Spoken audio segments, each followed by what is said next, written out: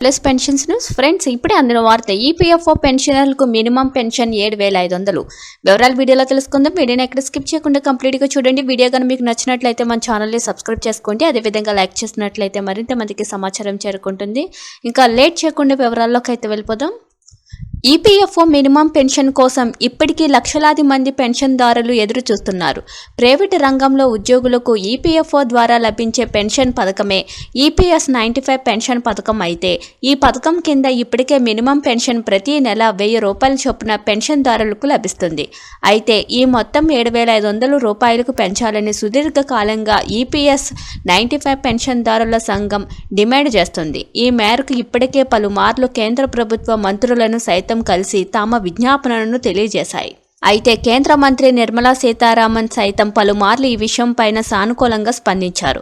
అయితే ఇప్పటికే higher pension పైన సుప్రీంకోర్టు ఇచ్చిన తీర్పు ఆధారంగా కేంద్ర ప్రభుత్వం పెన్షన్ పే ఆర్డర్లను అందిస్తుంది. ఇందులో భాగంగా పెన్షన్ పే ఆర్డర్లు పొందిన పెన్షన్దారులకు హయ్యర్ పెన్షన్ లభించడం ప్రారంభమైంది. అయితే ఇప్పుడు మినిమం పెన్షన్ పైన కూడా ఒత్తిడి పెరిగింది. మినిమం పెన్షన్ గతంలో 200 రూపాయలు ఉండగా 2014లో మినిమం పెన్షన్ 1,000 రూపాయలకు పెంచుతూ కేంద్ర ప్రభుత్వం నిర్ణయం తీసుకుంది. ఇప్పుడు సరిగ్గా 10 సంవత్సరాల తర్వాత పెరిగిన ఖర్చుల రీత్యా పెన్షన్దారులు తమకు సామాజిక భద్రత కోసం 7,500 రూపాయలకు పెంచాలని డిమాండ్ చేస్తున్నారు. ఎందుకంటే ఇప్పటికే పలు రాష్ట్రాలలో వృద్ధాప్య పెన్షన్లు 4,000 రూపాయలకు పెంచుతూ అక్కడ రాష్ట్ర ప్రభుత్వాలు వృద్ధులకు అందిస్తున్నాయి. అయితే ఇన్ని సంవత్సరాలు సర్వీస్ చేసిన తమకు 1,000 రూపాయలు మాత్రమే పెన్షన్ లభించడం పట్ల పెన్షన్దారుల్లో అసహనం వ్యక్తమవుతుంది. అందుకే తమకు 7,500 పెన్షన్ చేయాలని డిమాండ్ చేస్తున్నారు. మరోవైపు ట్రేడ్ యూనియన్లు 5,000 రూపాయల కనిష్ట పెన్షన్ సూచించాయి. అయితే దీనిని ఈపీఎస్ 95 నేషనల్ ఎడ్యుకేషన్ కమిటీ ఖండించింది.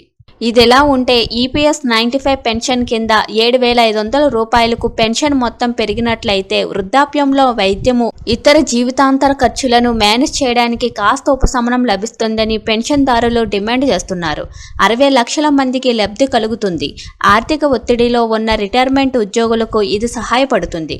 మరి కేంద్ర ప్రభుత్వం దీనిపైన ఎలాంటి నిర్ణయం తీసుకుంటుందో వేచి చూడాల్సి ఉంది.